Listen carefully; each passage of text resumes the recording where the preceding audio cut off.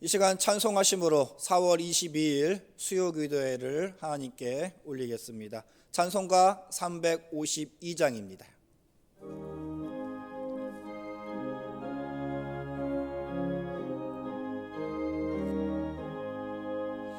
십자가 큰 병들아 주 위에 일어나 기들고 앞서 나가 담대히 싸우라. 주께서 승전하고 영광을 얻도록 그 군대 거느리 쌓이기게 하시네. 십자가 큰 병들아 주 위에 일어나 그 나팔 소리 듣고 곧 나가 싸우라. 수 없는 원수 앞에 주 따라갈 때에 주 예수임을 주사 강하게 하시네. 십자가 큰 병들아 주 위에 일어나 내 힘이 부족하니 주 권능 믿으라. 복음의 갑주이 꽃을 기도하면서 너 맡은 자리에서 충성을 다하라. 십자가 큰 병들아 주 위에 일어나 이날에 접전하고 곧개가 부르라. 승전한 군사들은 영생을 얻으며 영광의 주와 함께 왕노릇 하리라.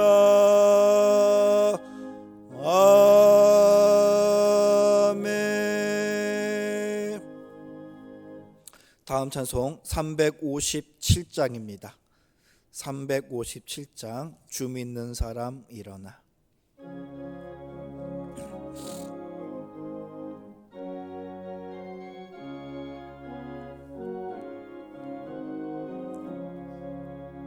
주 믿는 사람 일어나 다 힘을 합하여 이 세상 모든 마귀를 다쳐서 멸하세. 저 앞에 오는 적군을 다 싸워 이겨라. 주 예수 믿는 힘으로 온 세상 이기네. 믿음이 이기네. 믿음이 이기네. 주 예수를 믿음이 온 세상 이기네. 온 인류 마귀 괴율로 큰 죄에 빠지니 진리로 띠를 띠고서 늘 기도드리세. 참 믿고 의지하면서 겁없이 나갈 때 주 예수 믿는 힘으로 온 세상 이기네. 믿음이 이기네 믿음이 이기네 주 예수를 믿음이 온 세상 이기네 끝까지 이긴 자에게 흰 옷을 입히고 또 영생 복을 주시니 참 기쁜 일일세 이 어두운 세상 지나서 저 천성 가도록 주 예수 믿는 힘으로 온 세상 이기네 믿음이 이기네 믿음이 이기네 주 예수를 믿음이 온 세상 이기네. 이 시간 다 함께 기도하시겠습니다. 사랑과 은혜가 풍성하신 하나님 감사합니다. 오늘 수요기도회를 하나님 앞에 예배를 드릴 수 있게 해주셔서 진심으로 감사합니다. 예배를 드리고 싶어도 예배를 드릴 수 없는 이 시대, 이 현실 하나님 불쌍히 여겨주셔서 진실로 하나님만을 위하고 하나님을 중심으로 삼고 살아가는 하나님의 백성들을 하나님 보호하여 주시기를 간절히 원하고 원합니다. 또한 이 예배를 통하여서 하나님 홀로 영광 받아 주시었고 하나님께서 말씀하신 두 서너 명이 내 이름으로 모인 곳에 나도 그들과 함께 있다고 하신 그 말씀대로 이 자리에 임재하셔서 우리가 올리는 이 예배 받아 주셨고 또한 가정에서 이 영상을 통하여 하나님께 올리는 예배 또한 하나님 기쁘게 받아 주시옵소서. 하나님 이 시대가 너무나 악한 시대입니다. 이 악한 시대를 살아가는 우리 그리스도인들 또한 우리 선한교회 성도님들 하나님께서 일일이 간섭하셔서 하나님의 길로 갈 수 있도록 하늘의 밝은 빛으로 그들을 비추어 주셔서 그 빛으로 말미암아서 그들이 하나님의 길로 갈 수 있도록 하나님 온전하게 지켜 주시옵소서. 또한 이 시간 하나님의 말씀을 들고 단에 쓰신 우리 목사님에게도 함께 하셔서 정말로 이 험악하고 이 악한 시대에 하나님께서 우리 목사님을 통하여 그 말씀하시는 내용이 우리 성도님들에게 영의 살과 영의 피가 되어서 그 말씀 받들어서 이 세상 살아갈 때 정말 좌로나 우로나 치우치지 아니하고 온전히 그 말씀대로 살아갈 수 있는 그 말씀이 이 세상 살아갈 때 영적인 부담으로 작용하여서 온전히 하나님만을 바라보며 이 말씀이 떠나지 않도록 이 세상에서 살아갈 수 있도록 주여 붙잡아 주시옵소서. 이제 점점 코로나19가 종식되어 가고 있는 이 시점입니다. 그러나 아직까지 마음을 놓지 말고 하나님께서 끝났다 하시는 그 순간까지 마음을 부여잡고 하루속히 하나님의 역사가 일어날 수 있도록 힘 모아 기도할 수 있는 성도들 될 수 있도록 주님께서 또한 기도의 힘을 불어넣어 주시옵소서. 이 모든 말씀 우리 주 예수 그리스도 이름으로 기도하옵나이다. 아멘. 사도행전 15장 36절에서 41절 말씀입니다. 말씀을 봉독합니다. 며칠 후에 바울이 바나바더러 말하되 우리가 주의 말씀을 전한 각 성으로 다시 가서 형제들이 어떠한가 방문하고자 하고 바나바는 마가라 하는 요한도 데리고 가고자 하나 바울은 밤빌리아에서 자기들을 떠나 함께 일하러 가지 아니한 자를 데리고 가는 것이 옳지 않다 하여 서로 심히 다투어 피차 갈라서니 바나바는 마가를 데리고 배 타고 구브로로 가고 바울은 신라를 택한 후에 형제들에게 주의 은혜의 부탁함을 받고 떠나 수리아와 길리기아로 다니며 교회들을 견고하게 하니라. 아멘. 오늘도 가정에서 또 수예배 드리는 모든 성도들 위해 하나님의 은혜와 평강이 함께하기를 간절히 바랍니다. 가정에서 예배를 드리는 것이 좀 쉽지가 않죠. 또 옷을 어떻게 입어야 되는가, 편한 복장을 해도 되는가, 여러 가지 마음이 들 텐데요. 오늘 이 기도회를 통해서 함께 참여하며 함께 기도하고, 하나님 그럼에도 불구하고 제가 이렇게 예배하고 있습니다 하는 간절한 마음으로 함께 참여하시기를 바랍니다. 오늘 이 사도행전 15장 마지막 부분에 교회의 아픔, 분열의 아픔이 이제 처음으로 등장합니다. 사도행전은 승승장구하는 역사들을 보여주지만 또 다른 한편으로는 아픔이 항상 있었던 모습도 보여줍니다. 성령의 행전, 사도들의 행전이라고 불리는 이 말씀에 오늘은 바나바와 바울이 갈라서는 아픈 이야기가 등장을 합니다. 오늘 말씀을 보면서 우리가 만약에 하나가 되었더라면 어떤 생각 또 어떤 역사가 이루어졌을까 하는 가상을 떠올려 봅니다. 교회가 하나가 된다는 것, 예수님께서 나와 아버지가 하나다라고 하셨던 것처럼 하나가 된다는 것은 교회의 본질입니다.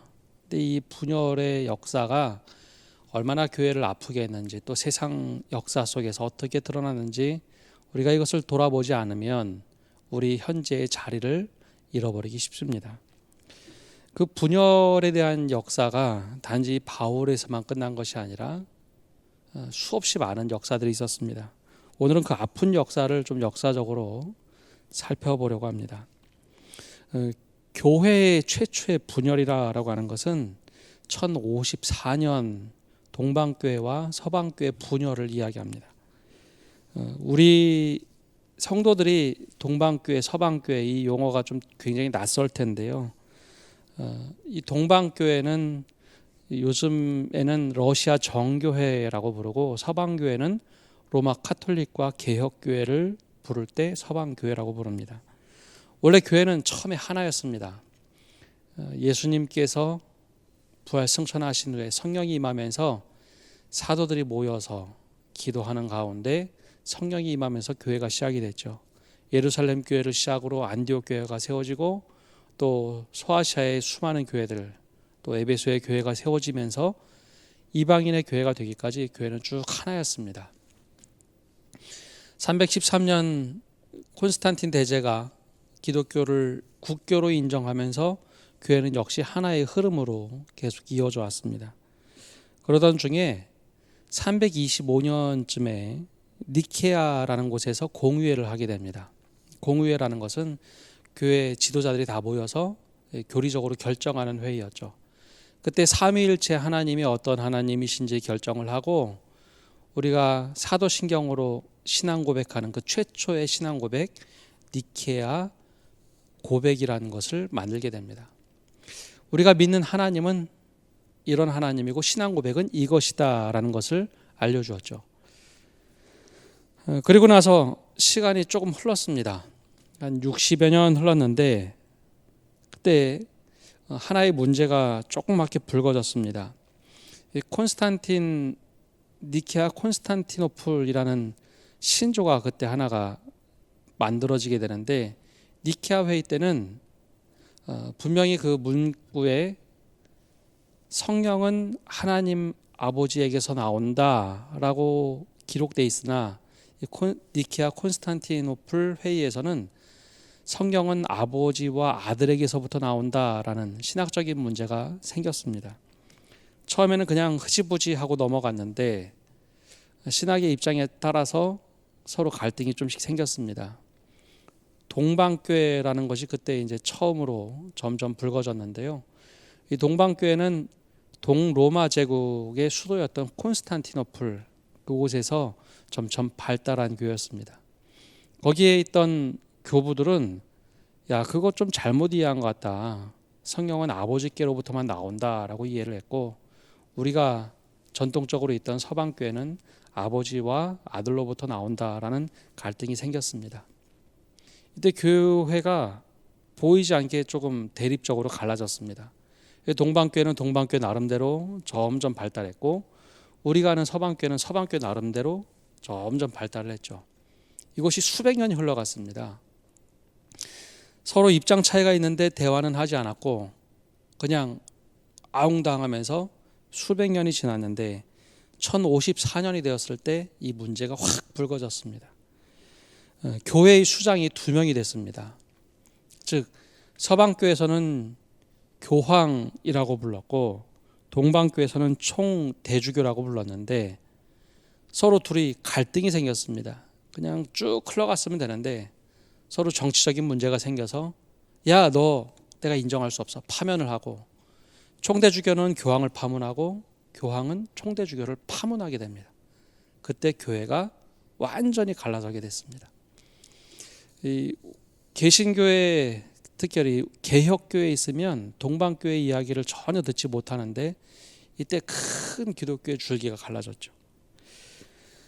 그리고 두 번째 분열은 우리가 알고 있는 바로 이 종교개혁입니다. 1517년에 독일의 수사였던 그 루터가 교황에 대해서 하나의 공개적인 방방문을 써붙입니다.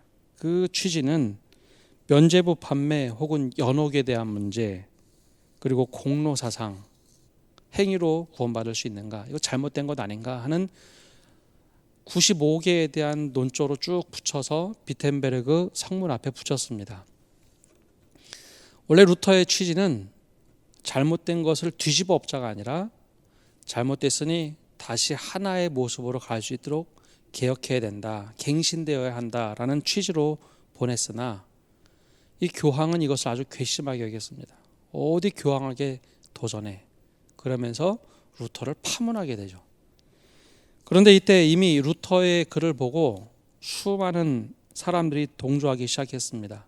위클리프도, 후스라는 사람들도, 그리고 우리가 잘 알고 있는 장로교의 신학이 되는 깔뱅도, 그리고 우리 정치, 교단의 정치 체계를 알려준 쯔빙글리도 모두 다 루터가 맞다라고 생각을 했습니다. 그래서 원래 분열을 하려고 한 것은 아니지만 결과적으로는 서방교회 내에서도 종교개혁을 통해서 로마 카톨릭과 우리가 말하는 개혁교회, 개신교회가 갈라지게 됐죠. 이 엄청난 분열이 두 번 역사적으로 있었습니다. 동방교회와 서방교회, 서방교회 내에서도 로마 카톨릭과 개혁교회. 이제 개혁교회에 대해서는 교단이 많이 생겼는데 이것은 분열의 역사로 보진 않습니다. 이것은 서로 싸워서 그런 것이 아니라 다양한 믿음의 색깔을 갖는 것이 좋겠다 해서 각자의 다양성을 가져서 일치를 하자라는 것이었고, 제가 조금 전에 말씀드린 이 분열의 역사는 교회의 큰 아픔입니다. 만약에 이 분열이 없었다면 세계 역사는 엄청난 변화를 가져왔을 겁니다. 만약에 이 교회의 역사가 이렇게 분열의 역사로 바뀌지 않았더라면 세상은 교회를 통해서 늘 하나가 어떤 의미인지 깨달았을는지도 모릅니다. 그런데 이것이 세계교회 역사만 있는 것이 아니라 우리나라에는 이 장로교 역사에 대분열이 있었다라고 평가를 합니다. 우리나라는 아주 이 분열의 역사가 강하게 나타났는데요. 처음에 이 장로교는 평양 장대현 교회를 중심으로 해서 크게 성장을 했습니다. 그리고 모든 장로교회 목회자들은 평양 신학교를 시작으로 목회자가 배출이 됐죠. 그런데 일제 강점기를 거치면서 큰 문제가 하나가 생겼습니다. 바로 일제 강점기에 교단 안에서 결정을 하죠. 신사참배를 결정을 했습니다. 그런데 그 주 가운데 신사참배를 반대하며 투옥된 목사님들이 있었고, 신사참배를 하면서 교회를 유지했던 목회자들이 있었죠. 일제 강점기가 끝나고 나서 한 자리에 모였을 때 이게 문제가 불거졌습니다. 신사참배를 반대하고 감옥에 투옥되었다가 풀려난 목사님들이 당신들 다 회개해야 된다라고 하며 교단의 지도자들을 향해서 이야기를 했습니다. 이 첨예한 갈등이 생겼죠. 1952년에 이 갈등은 점점 불거져서 어떻게 해결되지도 못하고, 그때 주류였던 신사참배를 했던 목사님들이 신사참배를 거부하며 투옥했던 목사님들이 각 강경한 목소리를 묵살하고 교단에서 쫓아낸 일이 있습니다. 쫓겨난 분들이 모여서 만든 신학교가 바로 고려신학교입니다. 고려파라고 부르죠. 지금은 고신측이라고 부르는데, 그분들이 신사참배를 반대했던 분들이 나가서 만든 교단입니다. 지금도 부산과 경남을 중심으로 이제 그 교단이 크게 형성돼 있죠. 처음으로 장로교가 분열이 됐습니다. 두 번째 분열은 기장으로 불리는 교단입니다. 기독교 장로교죠. 당시에 그 미국에서 유학하던 김재준 박사님, 이제 목사님인데요. 그 목사님이 공부를 하고 와서 한국에서 가르치는데, 당시에 유행했던 성서 비평학이라는 것이 있습니다. 근데 이 성서 비평학을 한국에 들어와서 가르치다 보니 보수적인 목사님들이 야, 자유주의 신학이다라고 하면서 그분에 대해서 반대를 하며 나섰습니다. 그리고 결과적으로 그분을 쫓아냈죠. 이게 53년의 일입니다. 그러니까 1, 2년 사이에 교단이 2번 분열이 됐습니다. 그래서 그분이 나가서 만든 신학교가 한신대를 중심으로 했던 학교고, 기독교 장로교라고 불리는 교단입니다. 물론 그 당시에는 자유주의라고 불렀지만 실제로는 지금 후대에 와서 보니 그 김재준 목사님이 얘기했던 것은 칼바르트의 신학인 신정통주의였다라고 이야기를 합니다. 자유주의하고는 전혀 다른 것이었죠. 두 번째 이렇게 크게 분열을 했고, 세 번째는 우리가 속해 있는 바로 이 교단의 이야기입니다. 이 통합 측과 합동 측이 62년, 63년에 걸쳐서 분열이 됐는데요. 통합 측의 입장은 약간 온건한 입장이라고 그 당시에도 불렸고, 합동 측은 보수적인 입장을 취했습니다. 그 당시에 세계교회 협의회가 출범을 했는데 WCC에 가입을 해야 되나 말아야 되나 하는 입장에서 교단 안에서 크게 갈등이 생겼습니다. 영락교회를 중심으로 했던 한경직 목사님은 WCC에 가입하는 것이 맞다라고 이야기를 했고, 또 그걸 반대했던 박형용 목사님 중심으로 했던 분들은 절대 안 된다 해서 WCC 반대를 했습니다. 그래서 입장 차이가 너무 첨예하게 됐죠. 근데 사실 그 뒤에 숨어 있는 이야기는 박형용 목사님이 신학교 이전을 하기 위해서 돈을 부지 이전을 받았는데 3천만 환을 사기를 당하게 됩니다. 그래서 그 돈 문제 때문에 사실은 그거에 대해서 사과하고 사퇴를 할 것인가 아닌가에 대한 첨예한 갈등 때문에 사실 교리적인 문제로 불거졌고, 이것이 갈라지게 됐습니다. 그래서 우리 교단의 지금 중심을 이루고 있던 분들은 연동교에서 모였고, 합동 측에 있던 분들은 숭동교에서 모이게 됩니다. 근데 재미난 것은 합동 측에 모였던 목사님들은 야, 저 고신 측을 우리가 끌어안아야겠다 해서 숭동파와 고신파를 함께 모였으니 야, 이제 합해야 된다. 그래서 합동이라고 불렀고, 우리 교단에 있던 분들은 야, 그러지 말고 우리가 다 이제 통합해서 하나의 장로교를 해야 되니까 그러지 말고 통합이라고 불러서 모이자. 근데 그 상황에서 그냥 교단이 분열이 되어버렸습니다. 그래서 우리 교단은 통합이라고 불렀고, 합동 측은 여전히 지금도 합동이라고 부르고 있습니다. 그 이후의 교단의 분열의 역사는, 우리 교단은 지금 통합이라는 그 흐름 속에 계속 이어져 내려왔지만 합동 측은 수십 개에서 수백 개로 분열이 됐습니다. 지금은 어떻게 말할 수 없을 만큼 많은 교단이 생겼죠. 장로교 안에만 그렇습니다. 이 분열의 역사를 쭉 말씀을 드렸는데, 역사에는 만약이란 것이 없는데, 만약이 교단의 분열이 하지 않고 하나의 교단이었다면 어떤 일이 있었을까요? 처음에 바울과 바나바가 싸우지 않았다면, 하나로 갔다면 어떤 역사가 이루어졌을까요? 동방교회가 또 서방교회가 갈라서지 않았더라면, 카톨릭과 개혁교회가 갈라서지 않고 안에서 스스로 갱신하여 잘못된 것을 수정해서 하나님께서 원하시는 교회의 모습을 가지고 있었다면 과연 세계 역사는 어떻게 바뀌었을까요? 세계 역사의 전쟁사를 보면 종교 전쟁이 참 많습니다. 그런 것이 반 이상 줄었겠지요. 역사에 만약이란 건 없지만 그 역사의 흐름을 보면서 우리 자신, 현재 있는 우리 자신을 한번 돌아봐야 합니다.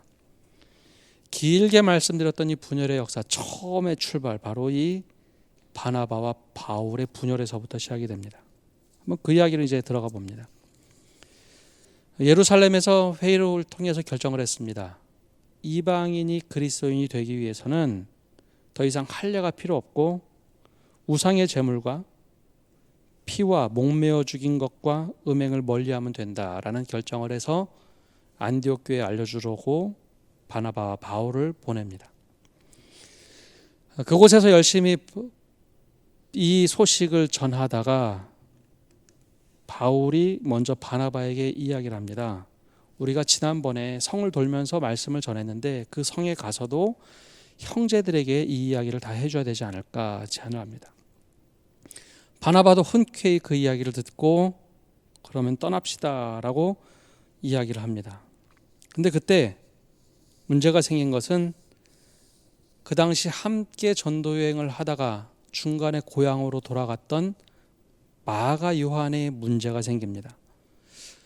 바나바는 이 생질이었던 조카였던 마가 요한을 데리고 가자라고 생각을 하며 이야기를 했고 사도 바울은 절대 안 된다라는 이야기 속에서 충돌이 생겼습니다. 아마 바울은 마음이 상했던 것 같습니다. 우리가 함께 전도여행을 하기 위해서 출발하고 죽을 각오를 하고 떠났는데 고향으로 돌아간 마가 요한을 어떻게 데려갈 수 있는가? 이 말씀을 자세히 보면 이것이 한 번 이야기한 것이 아닙니다. 이 바나바가 바울에게 마가 요한을 데려가자 여러 번 상의한 것처럼 미완료라는 단어를 썼습니다. 용법을 썼죠. 여러 번 이야기한 겁니다. 마가 요한을 데려가자. 여기 옳고 그른 문제가 아니라 서로 입장 차였습니다. 이 바나바의 성품을 보면 의로운 자고 따뜻한 사람, 넉넉하게 품을 줄 아는 사람. 조카 마가 요한을 보면서 그때 한 번 실수한 건데 데려가자라는 입장이 강했습니다. 야, 그거 실수 아닌가? 바울 너를 용납해줬던 것처럼 마가 요한도 용납하고 데려가자라고 한 반면에 사도 바울은 절대 있을 수 없는 일이 생겼다라고 판단을 했습니다. 흔히 싹수가 노랗다라는 입장이었죠. 한 번 그만둔 사람은 그렇게 전도행 완수할 수 없습니다. 또 문제 일으킬 겁니다. 라는 입장이었습니다. 그리고 바나바는 그냥 함께 데려가면 되지. 뭐 그렇게 어려워. 근데 바울의 입장에서는 그때마다 일일이 챙겨주고 하는 것, 이거 전도행에 절대 도움이 되지 않는다라고 보았습니다. 여러분이라면 어떤 것이 옳을까요? 바나바 입장이 옳습니까? 아니면 바울 입장이 옳습니까? 근데 여기 옳다 그르다라는 판단에 사실 문제가 있습니다. 이거 옳고 그름의 문제가 아니라 이것은 어떻게 하면 될 것인가 조율의 문제였습니다. 누가 옳다 그르다라는 것은 내가 옳으면 상대방이 틀렸다라는 입장에서 하는 이야기죠. 사실 바울과 바나바 입장에서 바나바는 넉넉하게 품자라는 입장이 강했습니다. 실순이 품어가자. 근데 바울이 너무 완고했습니다. 바울은 절대 안 된다라고 옳고 그름의 문제로 봤고 바나바는 실수로 보았죠. 근데 이 두 사람이 이게 해결이 되지 않았습니다.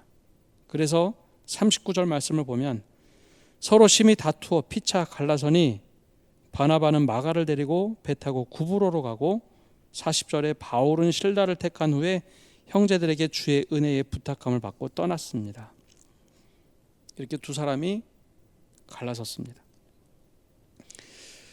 저는 이 지점이 제일 아쉬운데요. 그 이후에 사도행전 16장부터는 바나바 이야기가 등장을 하지 않습니다. 원래 바나바가 훨씬 더 예루살렘 교회에서도 안디옥 교회에서도 지도자 중에 지도자로 의로운 자고 자비로운 자로 소문나 있던 그 바나바 이야기가 등장을 하지 않습니다. 그리고 사도행전은 사도 바울의 사도행전으로 16장부터 끝까지 쓰여져 있습니다.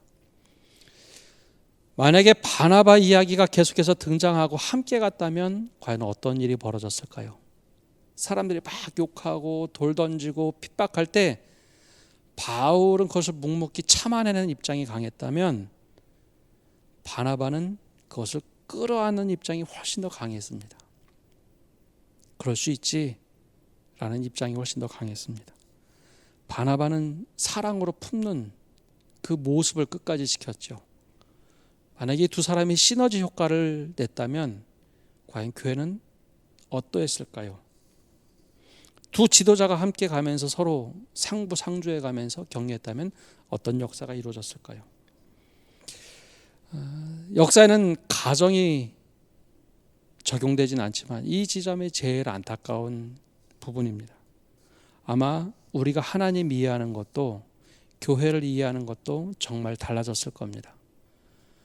예수님께서 늘 말씀하셨던 것처럼 나와 아버지는 하나이다. 그래서 예수님께서 하나님과 하나가 되기 위해서 자기를 비우고 하나님의 뜻으로 가득 채우고 이 세상에 오면서도 자기를 철저하게 비우면서 내어줬던 모습이 오히려 바나바의 모습에 훨씬 더 가까웠다는 것이 너무나 안타깝습니다. 이것이 그럼 역사적으로 끝났는가? 바나바와 바울은 끝까지 갈라서고 원수져서 끝났는가? 아니요. 바울이 언젠가 골로새 교회에 편지를 보냅니다. 감옥에서 골로새 교회에 편지를 보내면서 이렇게 기록을 합니다. 골로새서 4장 10절 말씀을 보면 나와 함께 갇힌 아리스다고와 바나바의 생질 마가와 이 마가에 대하여 너희가 명을 받았음에 그가 이르거든 영접하라. 골로새 교회에 편지를 보내면서 마가 요한 때문에 갈라섰는데 그 마가 요한에게 안부하라라고 편지를 보냅니다. 그 장소가 바로 바울은 감옥에서 편지를 쓰는 곳이었죠. 자신의 과거를 회고하면서 모든 것을 보았을 때 마가 요한에 대해서 너희에게 가면 안부하라고 얘기합니다. 근데 재미난 것은 나와 함께 갇힌 아리스다고와 바나바의 생질 마가 지금 감옥에 함께 있다는 겁니다. 바울은 생각했습니다. 마가는 절대 지도자가 될 수 없다라고 했는데 웬걸요? 마가 요한이 열심히 복음을 전하다가 지금 함께 감옥에 잡혀와 있습니다. 바울의 생각과는 전혀 다르게 복음의 일꾼으로 아주 훌륭하게 잘 자라서 복음의 전도자가 되었다라는 것이죠.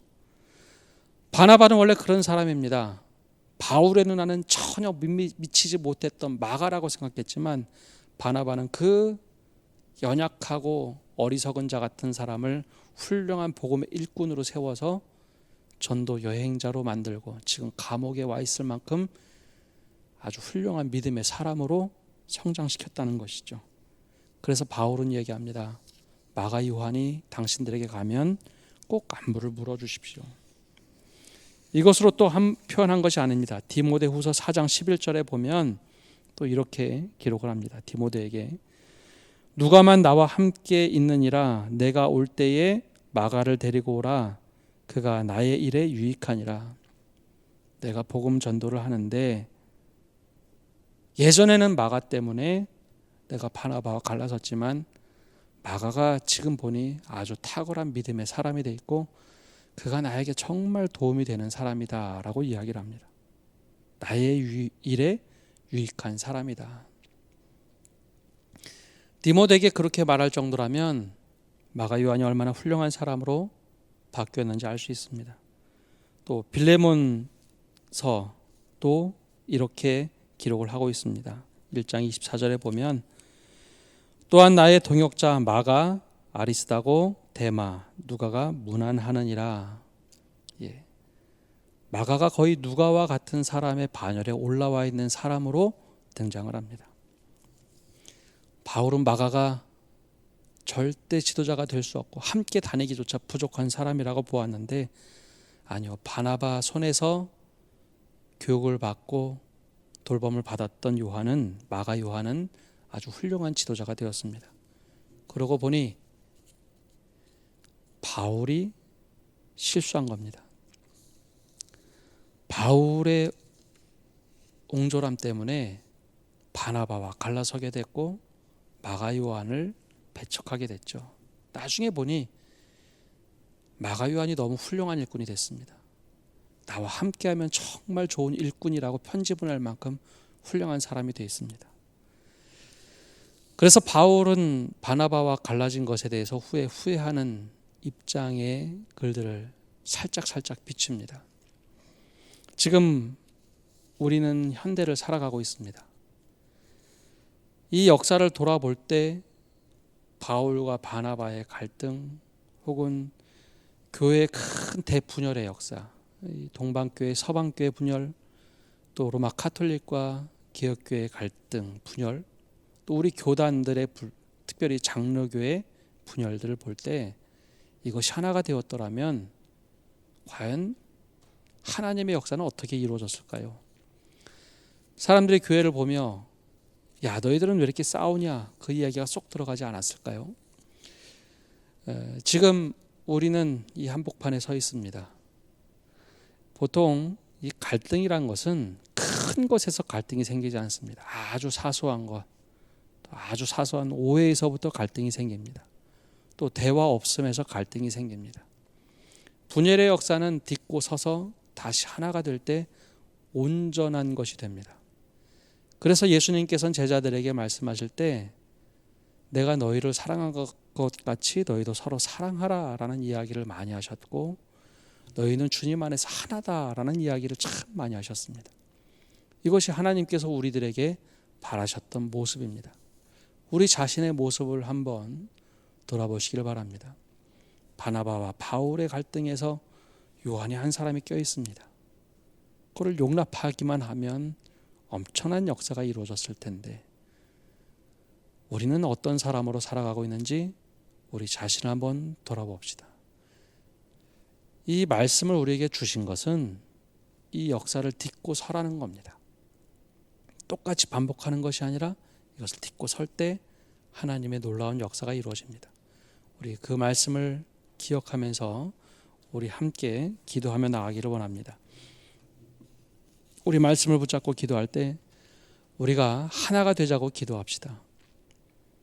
바나바와 바울이 아주 사소한 것부터 이 갈등을 일으켰는데 우리가 이것을 딛고 설 수 있도록 기도하시기를 바랍니다.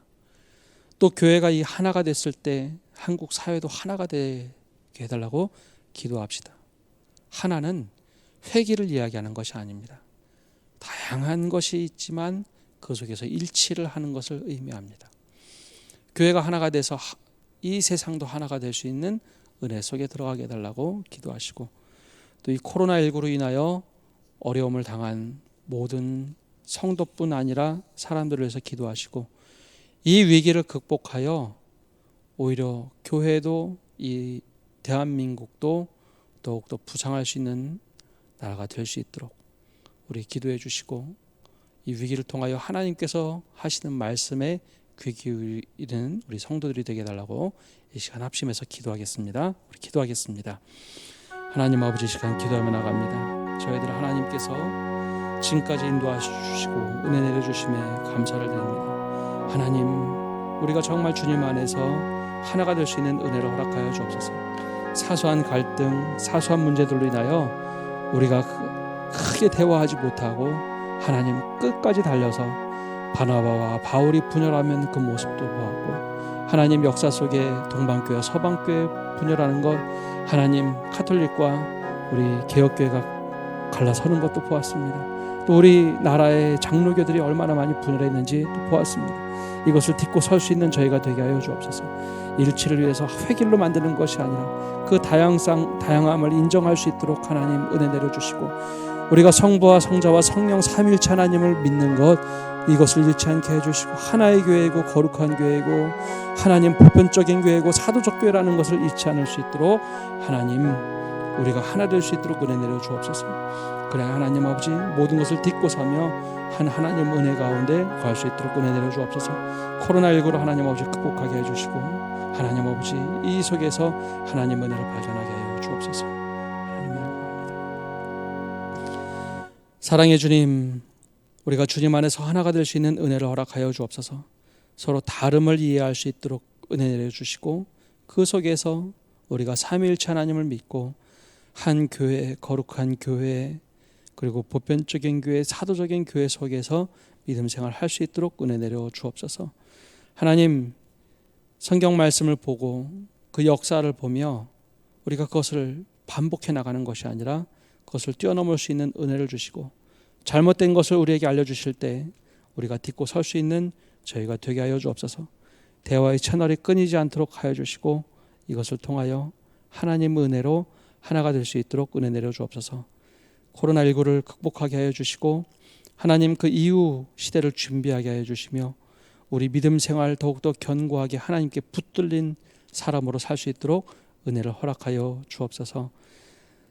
모든 흩어져 있는 가정들 위에 하나님께서 함께 해주시고, 또 어려움을 당한 모든 성도와 모든 이 땅에 하나님의 긍휼과 은혜가 차고 넘치도록 부어 주시옵소서. 이제는 예수 그리스도의 은혜와 아버지 하나님의 크신 사랑과 성령님의 교통하심이 오늘 기도회를 통하여 하나가 되게 되고 다짐하는 모든 성도 위에, 또한 슬픔을 당하고 긍휼이 필요한 온 세계 위에 이제로부터 영원까지 함께 하시기를 간절히 축원하옵나이다. 아멘.